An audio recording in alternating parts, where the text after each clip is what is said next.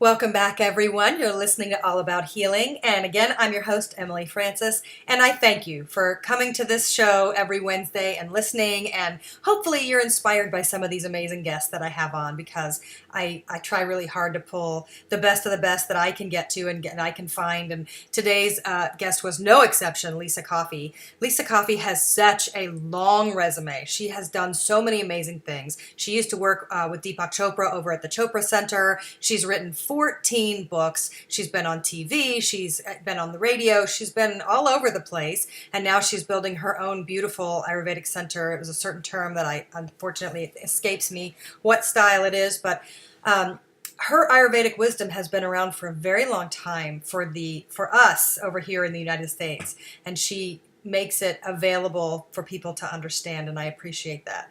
And I did talk about at the beginning in the intro that when I reached out, when I was going through my darkest days and writing my book From Fear to Faith, and it was so lonely and isolating, and I was a subscriber to Lissa's blog. I don't even know how I ever found her in the first place, but I used to read her Coffee Talk Wisdom.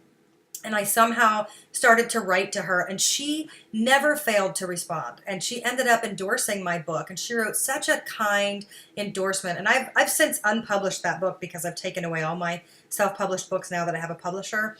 But she just did me such a favor, and she kind of showed me the way, because when people have reached out to me, which there's not been a lot, but anybody that's reached out to me for an endorsement, I have given them an endorsement, because I know what that feels like to be out there on your own and begging for anyone to notice you, even though, it's so interesting to me how somebody can be so talented and never discovered.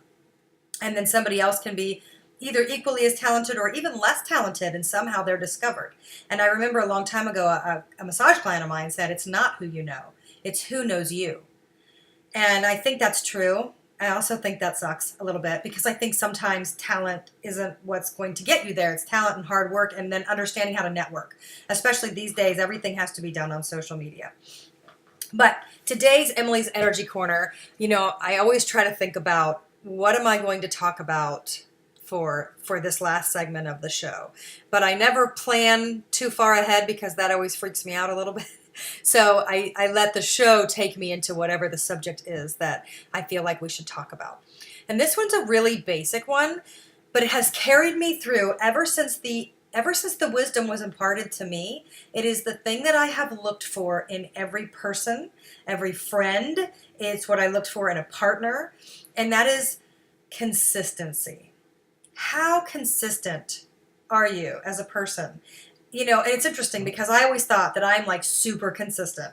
I'm super consistent with my word. I'm super consistent in how I feel about things. You can pretty much guess how I'm going to react or what I'm going to do, because I'm consistent. I'm even consistently flaky. Like, I know that sounds weird, but I've sort of set my life up in a way that I don't give you an exact time that I'll be there. I will say to you, I'm going to text you when I'm leaving so we can leave at the same time. That way I don't ever upset you. Now, if I need to be there for a meeting, I'm there. I'm there on time or early. That's consistent. But with my friends and free time, I don't like to be stressed out trying to get ready and get out the door at a certain time. And so I've kind of set that up with all my relationships, that text me when you're leaving and then I'll leave. I'll text you when I'm leaving and then we'll leave. But in general, I've tried really hard for many years to be a consistent person. And it was the greatest treasure in the world was my Native American peace elder. His name is Grandfather Yellow Horseman. And I was going through a horrible breakup with this person that was, he just never kept his word. And he kind of was a really good salesman, so you kind of believe these things, and then you got dropped on it. And I got blindsided, I have to say. And I somehow got on the phone with Yellow Horseman, and I was on my way to a talk that he was giving. And the two things that I feel like I walked away from the most, that really was the most wisdom, was one, when you're looking for a partner, the number one thing to look for is consistency.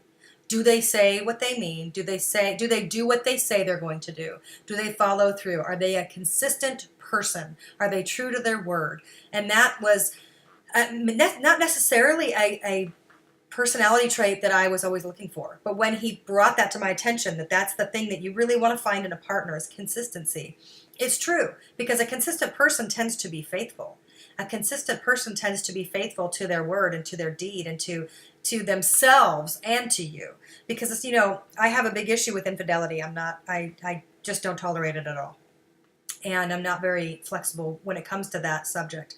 And I need somebody who's consistent and also feels the same way, which thankfully is my husband. He feels the exact same way, and he's extremely consistent. He's so consistent that I've met some ex-girlfriends of his, and they're like, oh, he's consistent, all right, almost like it's boring.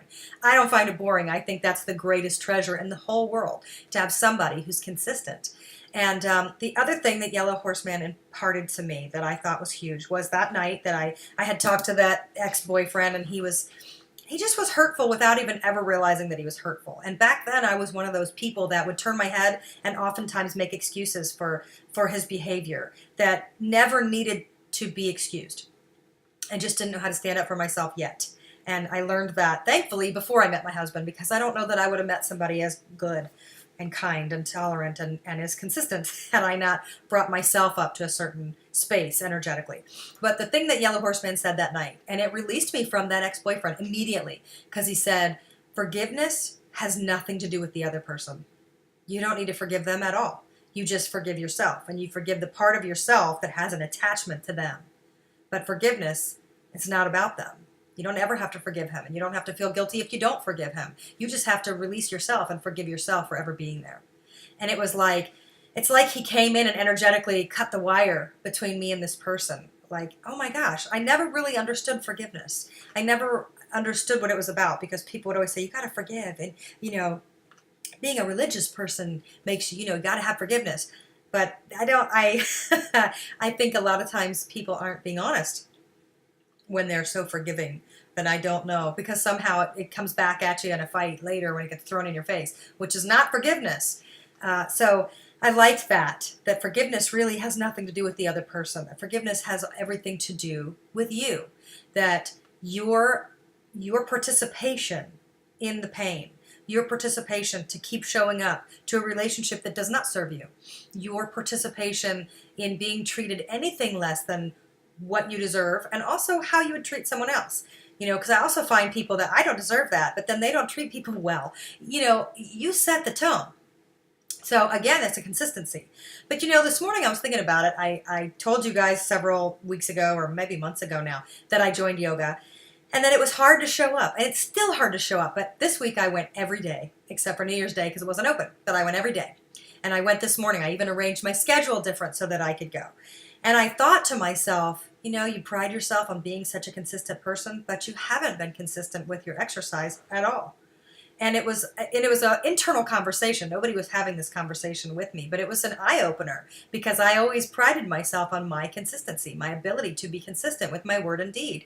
And the truth is, there are avenues and areas that we can get tripped up on. So we think we're really consistent, or we think we're doing really great, and then you look at another area in our life and realize that we may fall short. And that's okay, but understanding that and giving it your attention can make the changes that you need or want to make.